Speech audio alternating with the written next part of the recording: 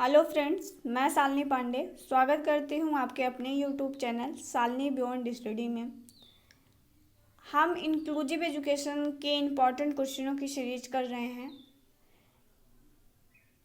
ये सारे question previous year से ही रिलेटेड हैं और कुछ नए क्वेश्चनों को भी इसमें इंक्लूड किया गया है। अगर आपको सेशन पसंद आता है तो please like share and subscribe ज़रूर करें। चलिए स्टार्ट करते हैं आज का अपना पहला क्वेश्चन, जिसमें हमारा पहला क्वेश्चन है, विकलांग बच्चों की सबसे महत्वपूर्ण समस्या क्या है।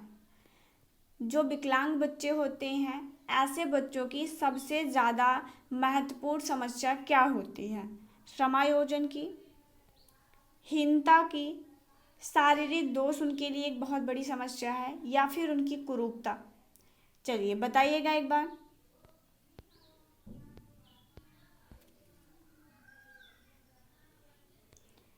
इसमें हमारा जो सही ऑप्शन हो जाएगा वो हो जाएगा ए, समायोजन।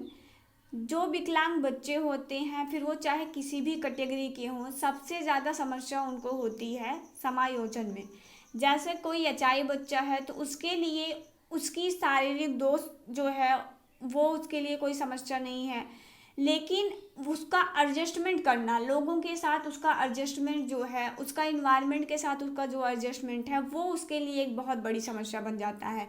क्योंकि वो क्या है, वो जानता है सांकेतिक भाषा को, लेकिन दूसरे लोग सांकेतिक को नहीं समझते हैं। ठीक है, तो उसके लिए एडजस्टमेंट करना, हर एक क्षेत्र में एडजस्टमेंट करना उसके लिए बहुत बड़ी एक समस्या बन जाती है।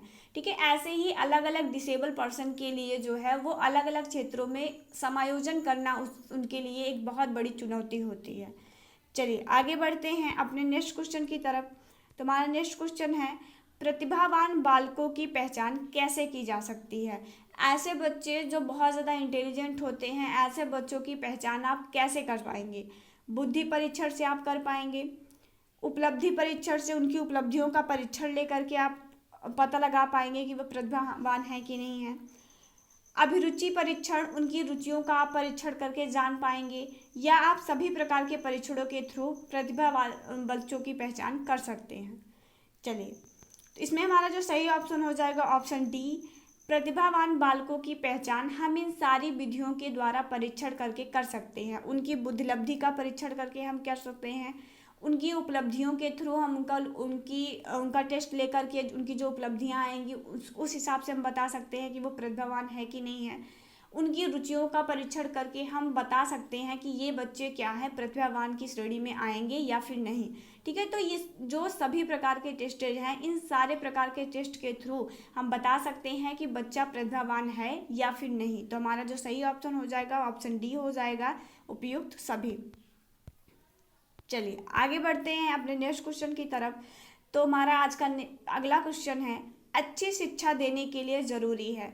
अगर आप एक बच्चे को बहुत अच्छी शिक्षा देना चाहते हैं तो उसके लिए कौन कौन सी ऐसी चीज़ें हैं जो बहुत ज़्यादा ज़रूरी हो जाती हैं।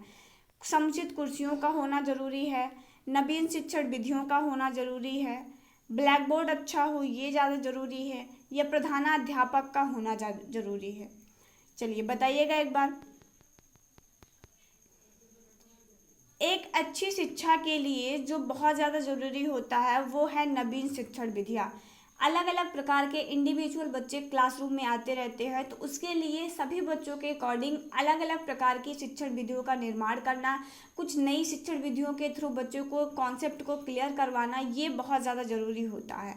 ठीक है, बाकी समुचित कुर्सियाँ ना होने पर भी बच्चे पढ़ सकते हैं, ब्लैक बोर्ड बहुत अच्छा नहीं होगा जैसे भी है तब भी काम चला करके बच्चों को अच्छी शिक्षा दी जा सकती है। ठीक है, प्रधानाध्यापक का होना भी अच्छी शिक्षा में उतना महत्वपूर्ण नहीं है जितना महत्वपूर्ण ये है कि शिक्षक जो पढ़ा रहा है वो उसमें वो नई नई शिक्षण विधियों का उपयोग करके बच्चों को ज्ञान दे। चलिए, तो इसका जो सही ऑप्शन हो जाएगा ऑप्शन ए, नवीन शिक्षण विधियाँ। आगे बढ़ते हैं नेक्स्ट क्वेश्चन की तरफ।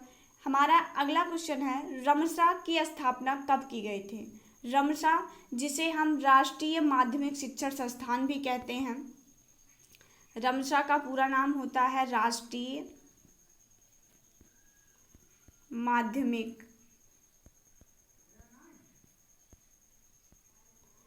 शिक्षण संस्थान।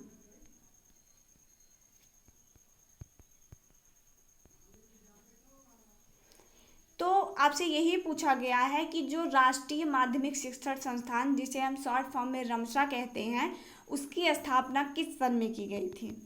2001 में उसकी स्थापना की गई थी, 2002 में की गई है, 2009 या फिर 2008।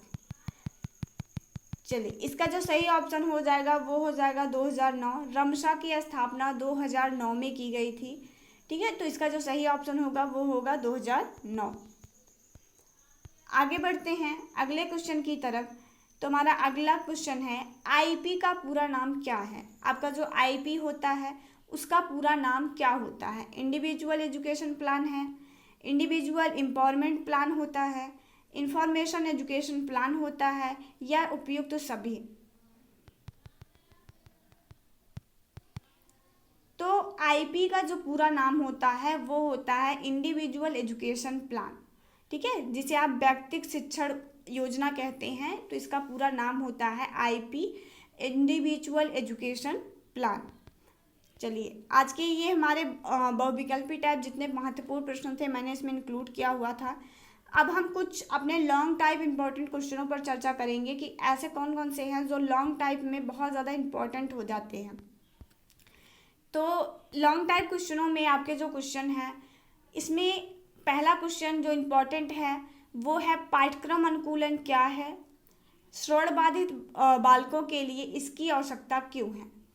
आज का आपका पहला लॉन्ग टाइप में महत्वपूर्ण प्रश्न बनता है, पाठ्यक्रम अनुकूलन क्या है और श्रवण बाधित बालकों के लिए पाठ्यक्रम अनुकूलन क्यों जरूरी है। ये आपका आज का पहला क्वेश्चन है। दूसरा क्वेश्चन आपका इसमें बनता है, समावेशी शिक्षा से माता पिता को होने वाले लाभ के बारे में बताएं। ठीक है, तो ये बहुत ज़्यादा इंपॉर्टेंट क्वेश्चन है। ऐसे ही क्वेश्चन आपसे पेपरों में पूछे जाते हैं, तो इनको करके आप ज़रूर जाएं। चलिए, और सेशन पसंद आए तो please like share and subscribe ज़रूर करें, अपने दोस्तों के पास इसे ज़रूर भेजें ताकि वो भी अपनी पढ़ाई को बेहतर बना सकें। Thank you.